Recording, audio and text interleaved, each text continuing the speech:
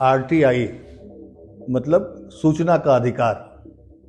सूचना के अधिकार के तहत अगर आप कोई जानकारी मांगते हैं, अगर वो जानकारी प्रधानमंत्री मोदी से जुड़ा हो, तो उसके लिए नियम कानून तक भी चेंज कर दिए जाते हैं।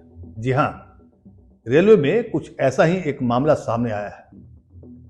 इस खबर को बताने के पहले आपको बता दें कि हाल ही में भारत सरकार ने रेलवे स्टेशन पर नरेंद्र मोदी का कटआउट, मतलब कि एक पिक्चर बना करके रखा गया ताकि लोग उसको प्रधानमंत्री के साथ में सेल्फी ले सकें। उसको कहा गया सेल्फी पॉइंट, प्रधानमंत्री मोदी के साथ में। विपक्ष लगातार इस बात पर सवाल उठा रहा था कि ऐसी क्या मजबूरी है, ऐसी क्या जरूरत है कि प्रधानमंत्री को हर जगह, चाहे एयरपोर्ट हो, चाहे रेलवे स्टेशन हो, चाहे बस स्टैंड हो, हर जगह मोदी जी की तस्वीर छाई रहती है। लेकिन सरकार ने तो इससे भी ज़्यादा ये कदम उठाया कि नहीं, ये जगह सिर्फ मोदी जी की तस्वीर ही नहीं रहेगी, बल्कि एक ऐसा कटआउट बनाया जाए जो सेल्फी पॉइंट के रूप में काम करेगा। उस सेल्फी पॉइंट को बनाने में जब खर्च की जानकारी किसी ने मांगी और जो जानकारी आई, उसके बाद आपको पता है जिस अधिकारी ने वो जवाब दिया उसको उस पद से हटा दिया गया। और साथ ही कि आगे अगर मान लिया इस तरह की कोई जानकारी मांग ले, पूछ ले, तो रेलवे ने एक एडवाइजरी जारी कर दिया अपने तमाम जोनल के जो इंचार्ज होते हैं, जो महाप्रबंधक होते हैं और डीआरएम होते हैं, कि आगे से जब भी कोई आरटीआई से कोई जानकारी मांगेगा तो आपकी सहमति, मतलब आपकी मंजूरी के बाद ही जवाब दिया जाएगा। समझिए अब वो खबर क्या है जिसकी वजह से इतना सारा कुछ करना पड़ा। मतलब प्रधानमंत्री मोदी के कटआउट पर कितना खर्चा हुआ, ये जानना तो देश को जरूरी है कि हाँ कितना खर्चा हुआ। अगर कोई अब अधिकारी, और अधिकारी कौन होता है, आरटीआई का नियम होता है कि अगर आप अपील करते हैं तो जो सूचना अधिकारी होता है, हर एक डिपार्टमेंट का एक सूचना अधिकारी होता है जो फर्स्ट अपीलिट के पहले वो सूचना देता है। उसके बाद अगर वो सूचना नहीं देता है तो फर्स्ट अपील में जिस अधिकारी को नियुक्त किया जाता है कि 1 महीने के अंदर में अगर आप जानकारी नहीं देते हैं तो वो फिर उस अधिकारी की जिम्मेदारी है कि वो बताएगा। उसके बाद वो अगर उसके बाद भी जो आदमी ने सवाल किया है, जो प्रश्न पूछे हैं, वो संतुष्ट नहीं होता है, उसको लगता है कि आधी अधूरी जानकारी दी गई है, तब वो आरटीआई का जो अंतिम होता है उसके पास भेजा जाता है। कहने का मतलब ये है, लेकिन यहाँ पर रेलवे ने कुछ अलग ही नियम बना दिए। पहले आपको बताते हैं कि वो मामला है क्या। तो आपको बता दें कि रेलवे स्टेशन पर बनाए गए सेल्फी पॉइंट को लेकर के भारतीय रेलवे ने सूचना का अधिकार कानून आरटीआई के तहत जानकारी देने के लिए जोनल रेलवे के नियमों को और कड़ा कर दिया है। ये खबरें आई हैं, ये खबरें प्रकाशित हुई हैं और हिंदू अखबार में इसके बारे में एक डिटेल रिपोर्ट छपी है। खबर क्या है मैं आपको डिटेल बताता हूं। द हिंदू में छपी एक खबर के मुताबिक नए नियमों के अनुसार अब आरटीआई के सभी जवाबों को जोनल रेलवे के महाप्रबंधक या मंडल रेलवे प्रबंधक मंजूरी देंगे, जिसके बाद ही वो जवाब दिया जाएगा। जबकि आरटीआई में ये नियम नहीं है। आरटीआई में टाइम बाउंड है कि आप 1 महीने के अंदर में आपको जवाब देना है, नहीं तो फर्स्ट अपील में जाएगा। लेकिन यहां पर रेलवे ने कहा कि नहीं, अब जीएम साहब या डीआरएम साहब देखेंगे उस आरटीआई आवेदन को। मतलब डर है। अब डर किस बात का है, यही तो खबर है। खबर यही है कि आखिर ऐसी क्या बात है। सूचना का अधिकार तो लोकतंत्र को और मजबूत करता है, ताकि सरकार जवाबदेह बने, अधिकारी जवाबदेह बने, उनकी जिम्मेदारी फिक्स हो। अगर वो गलती करते हैं तो पता चले देश को कि हाँ, क्योंकि आजकल क्या होता है कि मीडिया में बहुत सारी खबरें नहीं मिल पाती है, या टेलीविजन के प्रसार के बढ़ने के बाद अधिकारी कई सारी खबरों को दबा देते हैं, तो एक बहुत बड़ा माध्यम बनता है आरटीआई। अब वो उस खबर के बारे में डिटेल बताते हैं आपको कि 27 दिसंबर को रेलवे स्टेशन पर प्रधानमंत्री नरेंद्र मोदी की तस्वीर वाले अस्थाई सेल्फी बूथ की लागत 6.25 लाख रुपए है, जबकि इस तरह के अस्थाई बूथ की लागत 1.25 लाख रुपए है। मतलब सेल्फी पॉइंट बनाने के लिए जो अस्थाई तरीके से जो सेल्फी पॉइंट बनाया गया है रेलवे स्टेशन पर, उसकी लागत 6.25 लाख रुपया है। और इसी लागत के बारे में आरटीआई डाला गया था। और जो टेम्पोररी तरीके से बनाया गया है सेल्फी पॉइंट, अब सेल्फी पॉइंट की जरूरत क्यों है, ये एक अलग मसला है बहस का।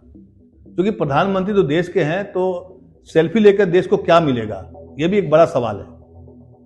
क्या दुनिया के बाकी देशों में इस तरह के चीजें देखने को मिलती है, या इसके पहले की सरकारों ने किया है? क्या सेल्फी लेने से किसी का पेट भर जाएगा, किसी को नौकरी मिल जाएगी, उसकी परेशानी हल हो जाएगी? एक बड़ा सवाल है। इस पर एक बहस बाद में की जा सकती है, लेकिन सवाल ये भी तो है ना कि बहस कहाँ किया जाएगा। एक तरफा संवाद हो रहा है। कल ही अखबार में एक रिपोर्ट पढ़ रहे थे कि पिछले 10 साल में प्रधानमंत्री ने एक भी प्रेस कॉन्फ्रेंस नहीं किया। खैर, हम इस खबर के बारे में आपको और भी बताएंगे। जैसे ही ये आरटीआई का जवाब जिस अधिकारी ने दिया, उसका तबादला कर दिया गया। हालांकि रेलवे इस बात से इनकार करता है कि आरटीआई के जवाब देने की वजह से उसका तबादला किया गया है। उसका रूटीन एक ऑपरेशन के तहत में उसकी तबादला की गई है। लेकिन उसी अधिकारी का तबादला हुआ है जिसने ये जानकारी साझा की। साझा क्या किया? उसने जवाब में बताया, क्योंकि वो अधिकारी जो था वही जिम्मेदार था, सूचना पीआरओ थे वो। तो पीआरओ मतलब पब्लिक रिलेशन अफसर, उन्हीं को ये जवाबदेही होती है कि आरटीआई का जवाब दिया जाए। और खबर आपको मैं बताऊं, अब जो नया आदेश आया है, जो एडवाइजरी जारी किया गया है, उसके तहत जोनल रेलवे और अन्य फील्ड यूनिटों के संभाले जाने वाले आरटीआई आवेदनों के जवाब की गुणवत्ता खराब हो गई है, ऐसा रेलवे का कहना है। इस घटना के बाद जैसे ही मालूम हुआ कि एक सेल्फी बूथ जो बना है, पॉइंट बना है, उसकी लागत 6.25 लाख रुपए है। सोचिए देश में कितने स्टेशन हैं, कितने प्लेटफॉर्म होंगे, उसकी गणना करे उसकी गणना हो तो वो एक अलग मामला बनेगा कि कितने पैसे, कितने करोड़ रुपए का खर्चा आया है सेल्फी पॉइंट बनाने में, और इसकी जरूरत क्यों है। इसकी जरूरत क्यों है, एक बड़ा सवाल है। जो 28 तारीख को जो रेलवे बोर्ड ने जो अपने तमाम अधिकारियों को जो एक एडवाइजरी जारी किया है, एक ऐसा पत्र लिखा है जिसके तहत कहा गया है कि उस पत्र में जो मजमून है उसको मैं बता रहा हूं कि जोनल रेलवे और अन्य फील्ड यूनिटों के संभाले जाने वाले आरटीआई आवेदनों के जवाब की गुणवत्ता खराब हो गई है। कई मामलों में आरटीआई का जवाब देने की समय सीमा को पार किया गया है, जिसका नतीजा ये हुआ कि फर्स्ट एपेलेट अथॉरिटी और केंद्रीय सूचना आयोग के पास लोगों ने बड़ी संख्या में अपीलें दायर की हैं। इससे न केवल काम बढ़े बल्कि संगठन की भी बदनामी हुई। मतलब रेलवे की इससे बदनामी होती है, मतलब कि समय पर वो जवाब नहीं दिया गया, इसलिए रेलवे ने अब नियम कड़े कर दिए। नियम कड़े तो कर दिए हैं, लेकिन क्या कहते हैं उसको, लाल फीताशाही।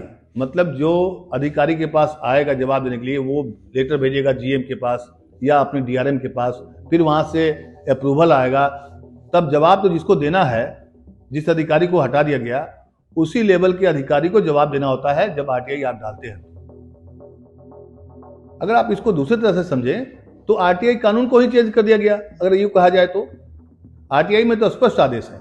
अब आप सूचना अधिकारी किसको नियुक्त करते हैं, अब उस सूचना अधिकारी पर अगर मान लिया किसी को भरोसा नहीं हो और सारा काम डीआरएम साहब करेंगे या जीएम साहब के पास जाएगा वो लेटर, तो सोचिए सूचनाओं का तंत्र जो है इतनी संख्या बढ़ जाएगी, और उसके बाद क्या होगा, उससे और देरी होने की संभावना बढ़ जाती है। हिंदू अखबार जो लिखता है कि एडवाइजरी में कहा गया है कि इस समस्या को सुलझाने के लिए कानून में जवाब देने की जो समय सीमा दी गई है उसका पूरी तरह से पालन किया जाना चाहिए। आरटीआई जवाबों की गुणवत्ता बनाए रखने के लिए आरटीआई के सभी जवाबों को जोनल रेलवे के महाप्रबंधक जीएम या मंडल रेलवे प्रबंधक यानी डीआरएम मंजूरी देंगे। उसके बाद आपके आरटीआई का जवाब मिलेगा। वहीं आरटीआई कानून के तहत फर्स्ट अपील के उत्तर में दिए जाने वाले जवाबों को भी संबंधित जोनल रेलवे के महाप्रबंधक, जीएम या मंडल रेलवे प्रबंधक मंजूरी देंगे। मतलब कि अगर 1 महीने के अंदर में वो जवाब नहीं मिलता है तो फर्स्ट अपील किया जाता है। हम आपको यहाँ क्लियर कर दें कि आरटीआई के तहत जो कानून बना है उसमें रेलवे में या किसी विभाग में फर्स्ट अपील में वो जीएम अधिकारी नहीं है। नियम के हिसाब से वो जवाबदेह नहीं बनते हैं, वो रेलवे के बड़े अफसर हैं, लेकिन फर्स्ट अपील अधिकारी नहीं है। वो बाकायदा उसके लिए अलग एक नोटिफिकेशन होता है, उसके लिए अधिकारी नियुक्त किए जाते हैं। लेकिन अगर वो फर्स्ट अपील में भी आता है तो भी उसके लिए आपको जीएम या डीआरएम की सहमति या उनके संज्ञान में लाया जाना जरूरी है। रेलवे ने ये कड़े कानून बनाया है। कहा गया है कि इससे समय सीमा का पालन होगा, लेकिन क्या होगा वो तो आने वाला समय वक्त बताएगा। दरअसल ये मामला क्यों हुआ, ये सामने क्यों आया? आरटीआई कानून 2005 के तहत पूछे गए सवालों के जवाब देने के लिए रेलवे ने सूचना अधिकारी और मुख्य सूचना अधिकारी नियुक्त किया गया है। यह हर डिपार्टमेंट में होता है। कानून के तहत आरटीआई जो कानून है उसके तहत जीएम या डीआरएम की न तो एपेलेट अथॉरिटी और न ही संबंधित अथॉरिटी के रूप में इसमें कोई भूमिका है। नियम तो ये करता है, लेकिन नए एडवाइजरी नोट के हिसाब से अब सब कुछ आरटीआई का सारा काम डीआरएम साहब या जीएम साहब देखेंगे। मतलब कि बिना उनके देखे, बिना उनकी मंजूरी के वो जवाब नहीं जाएगा। मतलब आरटीआई के एक तरह से बॉस हो गए आरटीआई अपने डिपार्टमेंट में, जबकि नियम नहीं है, कानून में ये नहीं कहा गया था। दरअसल ये जो पूरा मामला सामने आया तो वो मध्य रेलवे के एक डिप्टी महाप्रबंधक अभय मिश्रा ने साझा की थी। उन्होंने एक रेलवे के पूर्व कर्मचारी अजय बोस के आरटीआई सवाल के जवाब में ये जानकारी साझा की थी। जानकारी साझा किए जाने के बाद अभय मिश्रा के वरिष्ठ अधिकारी मध्य रेलवे के सूचना अधिकारी शिवाजी मानसपुरे को 7 महीने के पद पर रहने के बाद हटा दिया गया। आमतौर पर किसी व्यक्ति को इस पद पर 2 साल के नियुक्त किया जाता है। शिवाजी मानसपुरे के ट्रांसफर से जुड़ी मीडिया रिपोर्ट का जिक्र करते हुए कांग्रेस के जो बड़े नेता हैं राहुल गांधी, उन्होंने भी सोशल मीडिया पर लिखा है कि शहंशाह की रजा, सच का इनाम सजा। मतलब जिस अधिकारी ने आरटीआई का जवाब दिया कि एक सेल्फी पॉइंट जो परमानेंट तौर पर बनाया गया है उसकी लागत 6.25 लाख रुपए आया है, और जो टेम्पोररी तरीके से बनाया गया है उसके 1.25 लाख रुपए बना है। अगर इसकी काउंटिंग करेंगे, इसकी जोड़ेंगे देश भर में जितने रेलवे स्टेशन हैं तो इसकी लागत कितने करोड़ों में, अरबों में पहुंच जाएगी, अरबों में पहुंच जाएगी। तो रेलवे अब चाहता है कि ऐसी जानकारी जो प्रधानमंत्री नरेंद्र मोदी के साथ जुड़ा हुआ हो या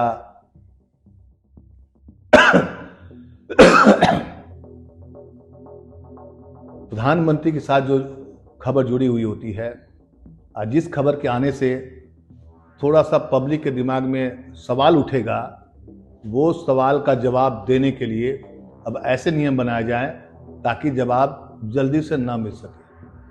अब आने वाला वक्त बताएगा कि क्या रेलवे का जो नया एडवाइजरी है जिसके तहत डीआरएम, जीएम आरटीआई के सवालों का जवाब देने के लिए मंजूरी देंगे, सहमति देंगे, तभी सूचना अधिकारी, मतलब जिसका जो काम है वही देगा,